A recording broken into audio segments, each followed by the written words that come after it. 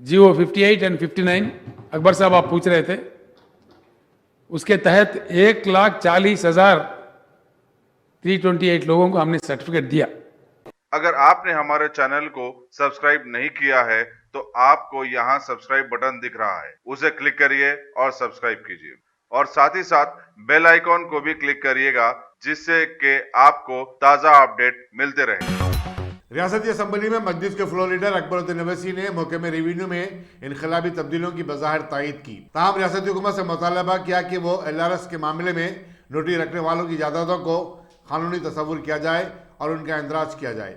Chief minister के चंद्रशेखर राव ने अपनी तफसीली जवाबी तकरीर में कहा कि महकमे रेवेन्यू में इनकलाबी तब्दीलियों का मकसद पूरे महकमे में शफाफियत पैदा करना है। उन्होंने बताया कि कानून वाज़ेह है और इसमें कोई कन्फ्यूजन नहीं है। जहाँ तक गरीबों को फ़ायदा पहुँचाने का मामला है, हुकूमत काबीना के इजलास में इस पर गौर करेगी और यकीनन गरीबों को फ़ायदा पहुँचाया जाएगा। उन्होंने कहा कि रियासत भर में रजिस्ट्रार ऑफिसर्स काम करते रहेंगे और वो गैर ज़रूरी अराजियात का रजिस्ट्रेशन का काम करेंगे। जियो 58 एंड 59 अकबर साहब आप पूछ रहे थे, उसके तहत 1,40,328 लोगों को हमने सर्टिफिकेट दिया। ना उनसे कोई रुपया लिया, उनको बाज़ाब्ता ओनर बना दिया। दिए थे, अच्छा मौका दिए। उसमें ज़्यादातर इन एंड अराउंड हैदराबादी है, कुछ बाहर शहरों में, वरंगल जैसे शहरों में इधर उधर, लेकिन ज़्यादा करीब करीब 1 लाख यहीं दी। आज भी आप मांग कर रहे थे को कुछ लोग ऐसा हो सकते हैं, गरीब लोग, जब इतनी बड़ी रिवॉल्यूशन आ रही है, धरनी पोर्टल आया तो वही गरीबों का क्या होगा। ठीक है, मैं कैबिनेट में बात करता हूं इसके बारे में। एक चांस फिर एक बार देना चाहिए क्या? अगर ऐसा है तो जरूर ह्यूमन एंगल में हम सोचेंगे।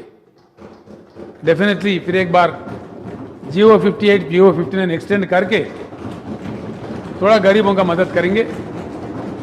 गरीबों को मदद करने में हम कभी भी पीछे नहीं गए।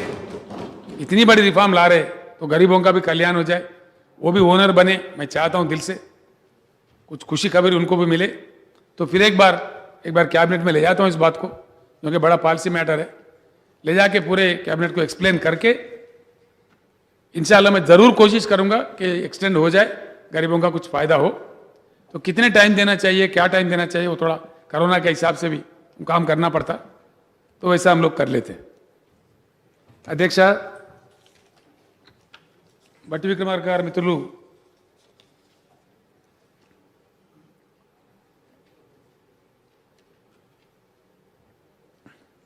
अकबर साहब का एक आउट पॉइंट है,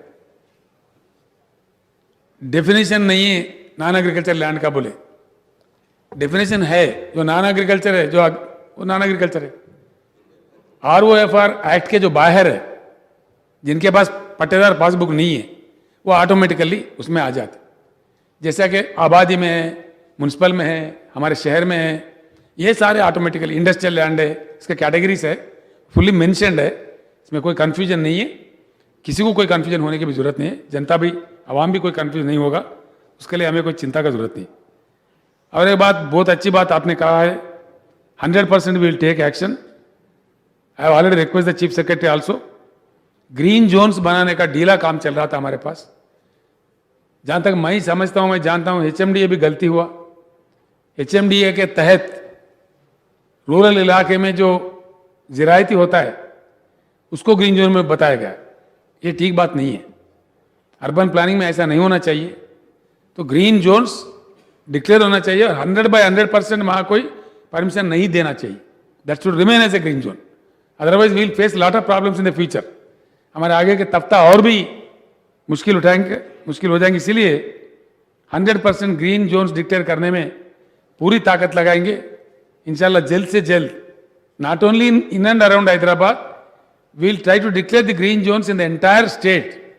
किस म्यूनसिपालिटी के पास कितना होना चाहिए, क्या होना चाहिए, तौर तरीका क्या है, पूरा मैं आपको उम्मीद दिलाता हूं जल्द से जल्द इस पे एक्शन लिया जाएगा। ये बहुत ही अहम काम है, इंपॉर्टेंट काम भी है। ऐसे ही what is the basis for making entries in Dharani? Yes, it's a good doubt, very good doubt. अभी मैं कह रहा था, आप शायद बाहर थे, 1,25,58,000 लोगों को रैतु बंधु दिया गया। जहां कोई किस्म का गड़बड़ नहीं हुआ, किसी भी प्रकार का कोई तमाशा नहीं था, वो जो है अभी ऑटोमेटिकली उसमें ट्रांसफर हो जाएगा। किसान के जो खाते हैं, जिनके पास ऑलरेडी 57 लाख के ऊपर किसान है जिनको पट्टादार पासबुक है, आज जो चल रहा है उस प्रकार का उसमें डाला दिया गया। और उनके बीचों बीच, उनको बीचों बीच अगर कोई जमीन का एक्सटेंट का कोई झगड़ा है, the biggest answer will come from the survey. Survey is the only answer, क्योंकि हर किसी के साथ अगर इंसाफ हो तो सर्वे ही कर सकता है, कोई दूसरा नहीं कर सकता। 100% पिसमिल करो भी तो उसमें कोई मुकम्मल काम नहीं होगा। इसलिए मेरी गुजारिश है कि हम थोड़ी सी सब्र से काम लें सर्वे तक, उसमें दूध का दूध पानी का पानी, it will be very clear, it will make things clear, there by the whole litigation ends. इसलिए उस हद तक हमको सब्र करना ही पड़ेगा।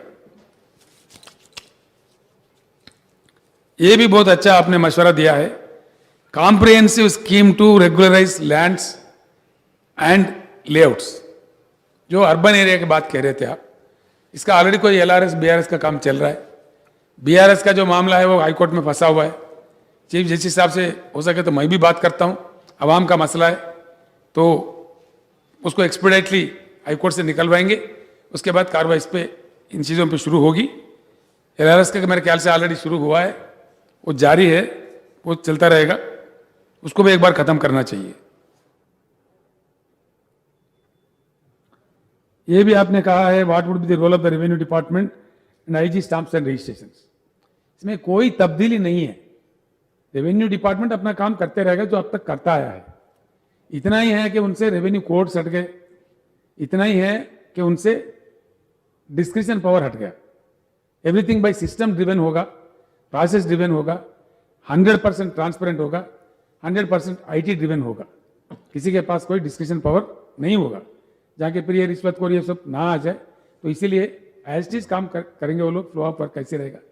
रजिस्ट्रेशन 141 141 सब रजिस्ट्रार ऑफिस है, वो जैसे के वैसे रहेंगे, जो मौजूदा है वो वैसे बरकरार रहेंगे, और वो टोटल नॉन एग्रीकल्चर का काम करेंगे। नॉन एग्रीकल्चर में ज़्यादा रजिस्ट्रेशन होते हैं, इसलिए छोटे छोटे प्लाट्स ज़्यादातर होते रहते हैं। जहाँ तक मैं जानता हूँ करीब 20 लाख का रजिस्ट्रेशन हमारे पास होता है, उतना ही है ना, 16 लाख रजिस्ट्रेशन एक साल में होता है।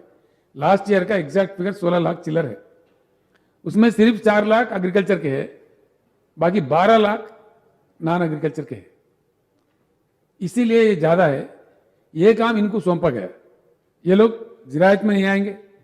Agriculture lands will be registered by the MROs themselves, because mutation उनको ही करना है। यहाँ पे म्यूटेशन का चक्कर ये है, इसमें एक बात आपने सुपर प्लूज बोल के भी एक आपने अमेंडमेंट दिया, मैं आपको रिक्वेस्ट करता हूँ वो वापस ले लीजिए, मैं आपको समझाता हूँ बात। अभी वो बात ये है, किसान को या मकान वाले को भी थोड़ा प्रोटेक्शन होना चाहिए, उसका राइट एस्टैब्लिश करने के लिए। सिर्फ रजिस्ट्रेशन ही हो वहीं रुक जाए तो अच्छा नहीं है। हमने सोचा तो म्यूटेशन फीस भी कुछ लगा दिया उसमें थोड़ा सा, जो कि इन्होंने इनके नाम म्यूटेट हुआ, वो एस्टैब्लिश हो तो कुछ रकम, मामूली सा रकम फीस रखो, एकड़ को इतना या गज को इतना, वहाँ के रेट डिक्लेयर करके, उसमें कोई डिस्कशन नहीं रहेगा किसी को भी। और एक बात, अच्छी बात ये भी मैं आपको कहता हूँ, अभी काफी कुछ डिस्कशन रजिस्ट्रार्स को है जो राज्य सरकार ने दिया है। वो चाहे तो इतने में कर सकता है, वो चाहे तो इतने में कर सकता है। बगल में क्या करते, एक का रजिस्ट्रेशन है, बंजारा हिल है अब हैदराबाद में, 42,000 है मेरे ख्याल से, 42,000 इज द हाईएस्ट स्लैब। किसी ने करा 1 लाख रुपए में, 1.5 लाख रुपए में एक गज, तो ना registrar can say you have to register 1.5 lakh. आज ये डिस्कशन है। कल के लिए पूरे रियासत में, आपको उर्दू में बोल के मैं तेलुगु में बोलता हूं, पूरे रियासत में एक ही बार stamps and registration department will declare the rates. भाई शहर की मामला है तो गज का इतना फलाना एरिया, नो डिस्कशन। ये देहात का मामला है, जिरायत है तो मंडल या कोई हाईवे का जो सिस्टम है उसका, एक बार for once for all the rates will be declared and no discussion power. कितने गज है, गज को इतना बस पेमेंट कर दो, रजिस्ट्रेशन कर लो। एकड़ कितने, इतने रजिस्ट्रेशन कर लो, बस ये हो जाएगा। इसमें किसी को कोई डिस्कशन नहीं रहेगा, किसी के साथ नाइंसाफी नहीं होगा और जल्द से जल्द काम हो जाएगा। इसलिए ये अपना काम करते रहेंगे नॉन एग्रीकल्चर के, that will be totally defined and धरणी पोर्टल विल स्पीक टू धरणी पोर्टल एग्रीकल्चर, पूरे ज़राए ज़मीन का उसमें डिटेल्स होगा। धरणी पोर्टल नॉन एग्रीकल्चर, वो नॉन एग्रीकल्चर में भी आज के समय में हमारे पास 89 लाख के ऊपर प्रॉपर्टीज ऑनलाइन है, म्यूटेशन हो के है, वो सारे के सारे जैसे के वैसे उसमें ट्रांसफर हो जाएंगे। बाकी जो नए रजिस्ट्रेशन होते जाएंगे वो जुड़ते जाएंगे, जो नए आते जाएंगे वो जुड़ते जाएंगे, अपडेट होते जाएंगे। तो इसमें कोई गफलत, इतना कन्फ्यूजन होने की जरूरत नहीं है। मैंने काफ़ी बात किया है, इस पर विस्तार रूप से काम किया है, बड़ा डिटेल चर्चा हुआ आईटी वालों से। ये बिल्कुल 100% यही काम चलता रहेगा और जैसा जैसा इसमें कानून तब्दील करने का जरूरत पड़ता है वैसा वैसा हम ऑर्डिनेंस के जरिए, एक्ट के जरिए, हाउस में तो कैसा भी लाना पड़ेगा, जैसा काम है वैसा छोटे छोटे चेंजेस करते हुए एक क्वालिटेटिव दिशा में हम अपना जर्नी कर लेंगे। ये काम करते हुए आगे बढ़ेंगे। इसके बाद से भट्टी विक्रमार्का साहब बात करें, हमारे गुब्बाला बालराज साहब बात करें। गुब्बाला बालराज, सानरा वेंकटवीरయ్య గారు, and other MLAs who were concerned of this assigned lands, particularly to Dalits and weaker sections, STs, Mandal headquarter या शहर के अगल बगल में 5 किलोमीटर तक सर्टिफिकेट नहीं इशू करना गवर्नमेंट का एक हुक्म जारी है। वो शायद पीछे गवर्नमेंट ने दिया, वो वैसे चल रहा है। तो దాంట్లో అసైన్ ల్యాండ్స్లో మాకు పేదలకు रियासती वजीर म्यूनसिपल एडमिनिस्ट्रेशन के टी रामाराव ने आज रियासती असेंबली में वक्फ सवालत के दौरान बताया कि अजीमतर हैदराबाद में स्ट्रेटेजिक रोड डेवलपमेंट प्रोजेक्ट के तहत 30,000 करोड़ रुपए के 18 बड़े प्रोजेक्ट मुकम्मल किए गए और माबाकी 6,000 करोड़ रुपए के काम जारी हैं। उन्होंने कहा कि ट्रैफिक के मसले से निपटने सड़कों की तोसी के लिए उसूल अराजी का काम भी तेजी के साथ जारी है। उन्होंने बताया कि 9 flyover, 4 underpass, 3 road over bridges, 1 bridge और 1 केबल ब्रिज का काम मुकम्मल हो चुका है। ट्रैफिक और आलूदगी के मसले से निपटने के लिए ली एसोसिएट्स को स्टडी और हल तलाश करने की जिम्मेदारी तफवीज की गई है। ग्रेटर हैदराबाद का इलाका संगारेड्डी, रंगारेड्डी और मिर्सल तक वसत कर चुका है। टीआरएस के अरकान ए गांधी, डी श्रीधर रेड्डी और मजलिस का लीडर अकबरुद्दीन ओवैसी ने मुबाहिस में हिस्सा लिया। మనం హైదరాబాద్ నగరంలో ముఖ్యంగా అన్ని ప్రాంతాల్లో, అది కొత్త నగరం కావచ్చు, పాత నగరం కావచ్చు, మొత్తం రోడ్ వైడ్నింగ్కి చాలా పెద్ద ఎత్తులో డబ్బులు ఖర్చు పెడతా ఉన్నాం అధ్యక్ష. మనం ఒక ఓల్డ్ సిటీయే తీసుకున్నట్టయితే దాదాపు 713 కోట్ల రూపాయలు ఇప్పటికే ఈ 5 సంవత్సరాల్లో మనం ఖర్చు పెట్టినాం అధ్యక్ష. అందులో జనరల్ రోడ్ వైడ్నింగ్ ఒక 477 కోట్లు, ఎస్ఆర్డిపి ప్రోగ్రామ్ కింద 228 కోట్లు, లింక్ రోడ్లు చూసుకున్నట్టయితే ఒక 8 కోట్లు, అంటే మొత్తం 713 కోట్లు పాత బస్తీలో మనం పాత నగరంలో ఓల్డ్ సిటీలో ఖర్చు పెట్టడం జరిగింది అధ్యక్ష. అందులో రకరకాల రోడ్స్ ఉన్నాయి అధ్యక్ష. హిమ్మత్పురా రోడ్ కానీ, దూద్బౌలి రోడ్ కానీ, ఇంకా వారు చెప్పినట్టు ద లిస్ట్ ఇస్ లాంగ్. నేను ఆ లిస్టులోనికి పోను అధ్యక్ష. తప్పకుండా వారు సూచించినట్టు ప్రత్యేకంగా వారితో అవసరమైతే సమావేశం కూడా ఏర్పాటు చేసి ముందుకు పోతాం అధ్యక్ష.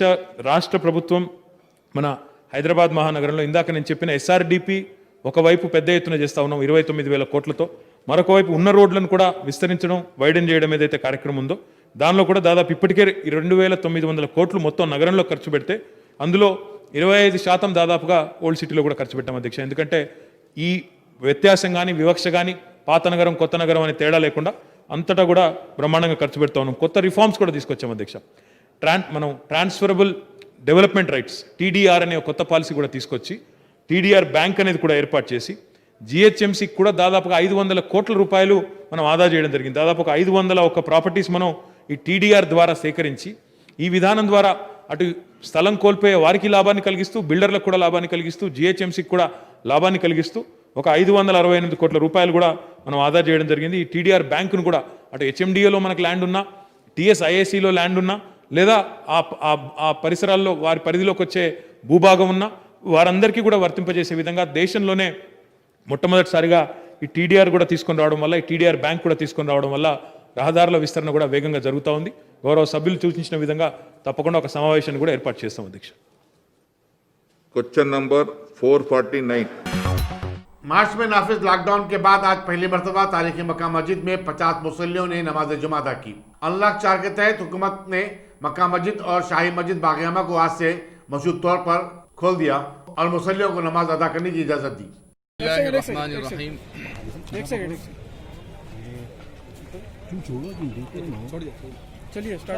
बिस्मिल्लाहिर्रहमानिर्रहीम। नहमदुहु व नुसल्ली व नुसल्लिमु अला रसूलिहि व हबीबिहिल करीम, अम्मा बाद।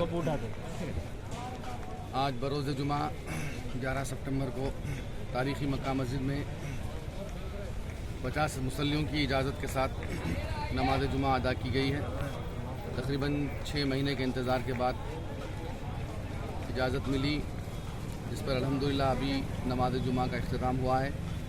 50 मुसल्लियों की इजाज़त के साथ जुमा की नमाज, चूँकि मस्जिद के अंदरूनी हिस्से में थोड़ा काम चल रहा है तो इसलिए बाहर सहने मस्जिद में जो बाहर का मेंबर है उसी पर खुतबा दिया गया है और बाहर के सहन के हिस्से में आज नमाज अदा की गई है। 50-55 आदमी आज नमाज में शरीक थे। और चूँकि जैसा बताया गया है कि मक्का मस्जिद में हाउस का मरम्मती काम चल रहा है और इसी तरीके से बैतुल खला वगैरह भी मुनहदिम कर दिए गए हैं असर नौ तामीर के सिलसिले में। तो मैं अवामुन्नास से अपील करता हूँ कि जब तक कि ये हाउस का काम और तहारत खानों का काम मुकम्मल नहीं हो जाता है, आप हजरात अपने घरों से वज़ू करके मस्जिद को आएँ और तहारत वगैरह सभी फारिग होकर अपने घर से ही मस्जिद को आएँ और अपने साथ जानमाज भी लाएँ, क्योंकि यहाँ पर जानमाज की भी सहूलत नहीं है और सोशल डिस्टेंस के साथ नमाज अदा की जा रही है। और मैं अपील करता हूँ आप तमाम हजरात से कि 5 वक्ता नमाज के भी यहाँ पे इजाज़त हो चुकी है। आप हजरात जो ज़रूरी हिदायत है कोरोना वायरस से मुतालिक, उस एहतियात को और हिदायत को मद्देनज़र रखते हुए मस्जिद को आएँ और सोशल डिस्टेंस को बरकरार रखें और साफ़ सफाई का ख्याल रखें। और जो 60 साल से जो मुतजाविज़ हजरात हैं, मैं उनसे अपील करता हूँ कि अपने घरों के करीब के मसाजिद में नमाज अदा करें। और जो 10 साल से कम बच्चे हैं, बड़ों से मैं गुजारिश करता हूँ कि अपने बच्चों को साथ न लाएँ और ये दरमियान के जो उम्र के हजरात हैं वही मस्जिद को आएँ और सोशल डिस्टेंस को बरकरार रखते हुए नमाज अदा करें। इंशाअल्लाह ताला हम अपील करते हैं और मुतालबा भी करते हैं हुकूमत से कि हालात जैसे ही बेहतर हो जाएँ सारे अवामुन्नास के लिए मस्जिद को खोल दिया जाएगा। इंशाअल्लाह ताला चंद जुमों के बाद ही इंशाअल्लाह ताला खोल दिया जाएगा। अब सिर्फ 50 आदमी है इंशाअल्लाह ताला, और जब सारे अवाम के लिए मस्जिद को आम कर दिया जाएगा तो इंशाअल्लाह ताला सारे मुसलमान जो यहाँ पढ़ने के ख्वाहिशमंद हैं वो बआसानी यहाँ जुमा अदा कर सकेंगे इंशाअल्लाह। मौलाना जुमे के अलावा भी जोहर की नमाज अदा की गई, इसकी वजह देखिए जोहर की नमाज इसलिए अदा की गई है कि मैं यहाँ के इंतज़ामिया से भी कह रहा हूँ और एक बहुत अच्छा मसला है ये, और मैं हमारे इंतज़ामिया से भी अपील करता हूँ, यहाँ के मुताल्लिक़ा पुलिस से भी मैं अपील करता हूँ, क्योंकि शरई मसला है। आप लोग देख रहे हैं, गुज़िस्ता 6 महीने से देख रहे हैं, जामिया निज़ामिया का फतवा है ये और जामिया निज़ामिया का दीगर तमाम मदारिस का फतवा है कि जुमा के अहम शराइतों में से एक शर्त होती है कि इज़्न आम होना, जनरल परमिशन होना, और जहाँ रोक टोक होता है जुमा के लिए क़ैद कर दिया जाता है, दरवाज़े मस्जिद के बंद कर दिए जाते हैं और अंदर आने से मुसल्लियों को रोका जाता है, तो अंदर जुमा की नमाज जो अदा की जा रही है वो शरअन अदा नहीं होती है। मैं इससे पहले भी अपनी बाइट्स में कह चुका हूँ ये बात, और जामिया निज़ामिया का और दीगर बड़े बड़े मदारिस का फतवा है, तमाम उलमा का मुत्तफ़िक़ा फैसला है कि अहनाफ के पास इज़्न आम शर्त है। अब जबकि आज 50 आदमियों की इजाज़त दी है, हुकूमत की तरफ से इजाज़त मिली है, लेकिन यहाँ पर आप देखते हैं गेट के पास सारे गेट्स बंद हैं और मुसलमानों को गिन कर छोड़ा जा रहा है, और जब 50-52 आदमी होने के बाद मुसल्लियों को रोक दिया गया है और गेट बंद कर दी गई है, लॉक कर दिया गया है। अब इस सूरत में अंदर नमाज कैसे होगी शरई हैसियत के एतबार से, शरई एतबार से? तो मैं अपील करता हूँ यहाँ की मुताल्लिक़ा पुलिस से और जो भी ज़िम्मेदार है यहाँ के चारमीनार के जो ACP हैं, सर्कल है, मैं उनसे अपील करता हूँ कि ये तहरीदात को थोड़ा सा नरमी पैदा करें और मुसलमानों को खुले अंदाज से आने की इजाज़त दें ताकि नमाज अंदर हो सके। अब जब मैं ये देखा हूँ कि तहरीदात लगे हुए हैं और पूरा लॉक सिस्टम कर दिया गया है, गेट को बंद कर दिया गया है, तो मुझे मजबूरन शरई अहकामात को मद्देनज़र रखते हुए मुझे ऐलान करना पड़ा है कि एहतियातन ज़ोहर की नमाज़ अदा कर लें आप हजरात, और तमाम मुसल्लियों ने जैसा बताया गया है उसके हिसाब से जुमा की नमाज़ तो पढ़े हैं, लेकिन एहतियातन ज़ोहर की नमाज़ अदा कर लिए हैं ताकि अगर जुमा न भी हो तो ज़ोहर की नमाज़ की वजह से ये फ़र्जियत की अदायगी हो जाए। तो मैं अपील करता हूँ आइंदा जुमे को भी अगर यही माहौल रहा तो मैं हुकूमत के ज़िम्मेदारान से भी अपील करता हूँ, पुलिस के महकमे से भी अपील करता हूँ कि थोड़ा सा नरमी बरतें और शरई मसले को मद्देनज़र रखते हुए मुसलमानों को खुले आम आने की इजाज़त दें और गेट को खोल दें, और उनसे अपील करें कि भाई ये मामला ऐसा है, हालात के हिसाब से यहाँ पर कम लोगों की तादाद दी जा रही है। अपील करें उनसे, लेकिन रोके नहीं और मना ना करें और गेटों को खुला रखें। मैं अपील करता हूँ ताकि नमाज अदा हो सके। अगर यही माहौल बरकरार रहेगा तो फिर जोहर की नमाज को अदा करना पड़ेगा जुमा की नमाज के बाद। शुक्रिया। अस्सलाम वालेकुम। तेलंगाना के साथ मरकज के सौतेलाना सलूक के खिलाफ टीआरएस ने मरकजी हुकूमत को आड़े हाथ लेने का फैसला किया है। चीफ मिनिस्टर के चंद्रशेखर राव ने कल टीआरएस के अरकान पार्लियामेंट के साथ एक इजलास मुनक्किद किया और उन पर जोर दिया कि वो मरकज की बेवफाई को बेनकाब करने कोई दकीका ना रखें और जरूरत पड़े तो अपोजिशन जमातों के साथ मिलकर लड़ने के लिए तैयार हो जाएं। उन्होंने 14 सितंबर को पार्लियामेंट के मानसून सेशन के आगाज पर अरकान पार्लियामेंट को एहतजाजी मुजाहरा करने की हिदायत दी। चीफ मिनिस्टर ने अरकान पार्लियामेंट से कहा कि वो जब तक मरकज रियासत के मुतालबात को तस्लीम न करे किसी भी मामले में मरकज से समझौता न करे। गुज़िश्ता 7 बरस से मरकज ने रियासत को कई मामलों में लटका के रख दिया है। चुनाचे रियासत के अरकान पार्लियामेंट इस मरतबा अपनी रियासत के लिए जरूर आवाज उठाएंगे। लोकसभा में टीआरएस के party leader N Nageswara Rao और टीआरएस पार्लियामेंट्री पार्टी के लीडर के केशव ने कहा कि मरकजी हुकूमत ने रियासत को दरकार फंड्स फराहम नहीं किए और न ही कृष्णा के आबी तनाज़े को हल करने के लिए कोई मदाखलत की। बीजेपी ने रियासती हुकूमत की मुख्तलिफ महाजों पर नाकामी और नए LRS कानून के खिलाफ आज बतौर एहतजाज चलो असम्बली का नारा दिया था और रियासती असम्बली का घेराव का मंसूबा बनाया था, लेकिन पुलिस ने सुबह के अवलिन सातों में बीजेपी की रियासती सदर और करीमनगर के रुकन पार्लियामेंट बंडी संजय और साबिक बीजेपी सदर डॉक्टर लक्ष्मण को घर पर ही नजरबंद कर दिया। शहर के मुख्तलिफ इलाकों में भी पुलिस ने बीजेपी के कारकुनों को जो जत्थों की शक्ल में असम्बली पहुंचने की कोशिश कर रहे थे हिरासत में ले लिया। पुलिस ने असम्बली इमारत के अतराफ अकनाफ वसीतर इंतजाम किए थे और बीजेपी कारकुनों को वहां पहुंचने से रोक दिया। रियासती वज़ीर म्युनिसिपल एडमिनिस्ट्रेशन KTN रामाराव ने आज रियासती असम्बली को मुतला किया कि ट्रांसफर ऑफ डेवलपमेंट राइट्स के अमल के जरिए सड़कों की तोसी के लिए काफी अराजियात हासिल की जा चुकी हैं। उन्होंने बताया कि इस तरह JSMC को 568 करोड़ रुपए की बचत हुई है। मजलिस के फ्लोर लीडर अकबरुद्दीन अवैसी के सवालात का जवाब देते हुए वज़ीर मौसूफ ने बताया कि हुकूमत ने सड़कों की तोसी के लिए 2009 करोड़ रुपए के काम शुरू किए और उनमें से सिर्फ 703 करोड़ रुपए पुराने शहर में खर्च किए गए। उन्होंने बताया कि पुराने शहर में कोई भी काम रुका हुआ नहीं है और वो इलाके में जारी कामों का जायजा लेने के लिए बहुत जल्द पुराने शहर के अरकान असेंबली का एक इजलास तलब करेंगे ताकि इस बात को यकीनी बनाया जाए कि तमाम काम तेज रफ्तारी के साथ मुकम्मल हो जाएं। उन्होंने बताया कि गुज़िश्ता 5 बरस में पुराने शहर में 81 काम शुरू किए गए थे और 44 काम पाए तकमील को पहुंच चुके हैं। रियासती वजीर कपूर ऐश्वर ने तयक़ुन दिया कि रेसिडेंशियल स्कूलों के लिए नई जिलाबंदी की जाएगी। असम्बली में अरकान जी किशोर, आत्माराम सिक्कू और वाई अंजैया के सवालात का जवाब देते हुए वजीर मौसूफ ने यह बात बताई। इन अरकान ने कहा था कि पुराने अजला के हिसाब से रेसिडेंशियल स्कूल कायम किए गए थे जिसकी वजह से नए अजला के तलबा को दाखिलों में दुश्वारियों का सामना करना पड़ा है। वजीर मौसूफ ने बताया कि खानगी इमारतों में कायम रेसिडेंशियल स्कूलों के लिए हुकूमत 174 करोड़ रुपए सिर्फ किरायाजात के तौर पर अदा किए। बोधन के रुकन असम्बली आमिर शकील के सवाल के जवाब में वजीर अखिल तैमूर ने बताया कि मौके में अखिल तैमूर की तरफ से 204 रेसिडेंशियल स्कूल चलाए जा रहे हैं। इनमें से 71 स्कूल्स में इंटरमीडिएट का 2 साल कोर्स जारी असास से शुरू किया जाने वाला है। एक नई नवेली दुल्हन ने अपने शौहर का कत्ल कर दिया। वाक़यात के मुताबिक मुजाहिदनगर के रहने वाले 25 साल असलम की शादी झिर्रा की 22 साल समरीन से 20 दिन कबल हुई थी। शराब का आदी असलम शादी के दिन से अपनी बीवी के साथ बदसलूकी करता था। कल रात इन दोनों में झगड़ा हुआ। चुनाचे समरीन ने सब्बल से अपने शौहर पर हमला कर दिया। शदीद तौर पर जख्मी असलम को दवाखाने उस्मानिया को ले जाया गया जहां वो इलाज के दौरान जख्मों से जान पर ना हो सका। पुलिस टप्पा चबूतरा मसरूफ तहकीकात है। फर्गी पुलिस रुकन चरला के 40 साल शख्स गोपाल की पुरस्कार मौत की तहकीकात में मसरूफ है। बताया था कि गोपाल अपनी बीवी के मैके जाने पर अपनी बीवी को यह बताते हुए घर से निकल गया कि वो भी बाहर जा रहा है। 2 दिन तक उसका कोई अता पता नहीं चला, लेकिन कल गड्डी सिंगापुर में उसकी नाज मुश्तबा हालत में पाई गई। पुलिस मसरूफ तहकीकात है। रियासत तेलंगाना में 24 घंटों में कोविड-19 के 2324 नए केसेस दर्ज किए गए। इस तरह अब तक मुतासर होने वालों की जुमला तादाद 1,52,602 हो चुकी है। मौके में सेहत की तरफ से जारी करदा एदाद-उश-शुमार के मुताबिक इसी मुद्दत के दौरान 13 नई अमवात हुई हैं। चुनाचे जुमला 940 अफराद फौत हुए हैं। मुल्क भर में सेहतमंद होने वालों का शरह फीसद 77.67 है, जबकि हमारी रियासत तेलंगाना में ये शरह 78.2% रिकॉर्ड की गई है। चारशंबा और जुमेरात के दरमियान 62,890 अफराद के कोविड टेस्ट किए गए। जिन अजला से नए केसेस रिपोर्ट हुए हैं उनमें आदिलाबाद से 25, भद्राधरी कुत्तागुड़म से 66, जिसमसी उदूर से 338, जगतियाल में 32, जंगवा में 33, जयशंकर भोपालापल्ली से 22, जोगलंबा गोदवाल से 32, कामारेड्डी में 54, करीमनगर में 125, खम्मम में 98, कुमारा भी मासिफाबाद से 15, महबूबनगर में 46, महबूबाबाद में 76, मंशियाल में 57, मेदक में 42, मिर्चल मलकाजगिरी से 172, मुल्क में 16, नागर कर्नूल में 50, नलगुंडे में 164, नारायणपेट में 14, निर्मल में 32, निजामाबाद में 89, पेद्दापल्ली में 56, राजन्ना सिरसिल्ला में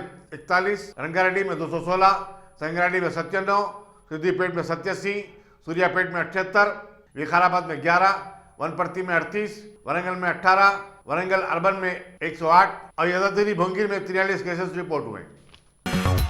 एक ही दिन में कोविड-19 के 96,551 नए केसेस रिपोर्ट होने के बाद मुल्क में कोरोना वायरस के मुतासिरीन की तादाद 45,62,415 हो चुकी है।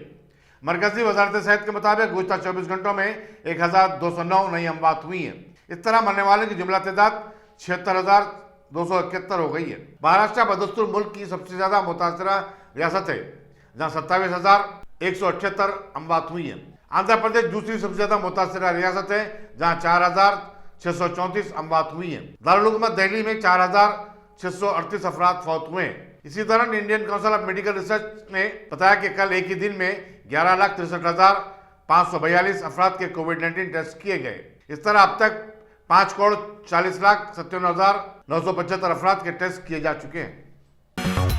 पूरी दुनिया में जारी कोरोना वायरस कहर ने 2,80,54,000 अफराद को अपनी लपेट में ले लिया है। अमेरिकी जॉन हॉपकिंस यूनिवर्सिटी के मुताबिक 9,08,000 से ज्यादा अफराद इस मर्ज की वजह से फौत हो चुके हैं। अमेरिका बदस्तूर दुनिया का सबसे ज्यादा मुतासरा मुल्क है, जहां 63,95,000 अफराद कोविड-19 से मुतासर हुए हैं, तो वहीं 1,51,753 अफराद फौत भी हुए हैं। मुतासरीन के एतबार से हिंदुस्तान दूसरे नंबर पर है, जबकि ब्राजील तीसरे नंबर पर आ गया है। Top selection computers. अगर आप टेक्नोलॉजी के दौर में रहते हुए टेक्नोलॉजी से दूर हैं तो सोचिए मत, आइए एक बार खिदमत का मौका दीजिए। हमारे यहाँ branded computers Dell, HP, Lenovo, laptop accessories उम्दा क्वालिटी निहायत ही वाजबी दाम पर दस्तयाब है। स्कूल, कॉलेज, कॉर्पोरेट, ऑफिस वगैरह में बल्क क्वांटिटी में सप्लाई की जाती है। इसके साथ साथ हमारे यहाँ माहिर टेक्नीशियंस की निगरानी में रिपेयर की सहूलत भी मौजूद है। अगर आप अपने घर, दुकान, सोसाइटी, स्कूल वगैरह को सेफ और क्राइम फ्री बनाना चाहते हो तो इंस्टॉल कीजिए CCTV कैमरा जो HD क्लियरिटी के साथ दस्तयाब है। गुज़िश्ता 10 साल से मुल्क भर में अपनी इन तमाम खिदमात को जारी रखते हुए आपके एतमाद को बरकरार रखने वाला नाम top selection computers, Vijayanagar colony beside Riyan hotel Hyderabad. Director Syed Rashid Ali. Phone 9849715954। Top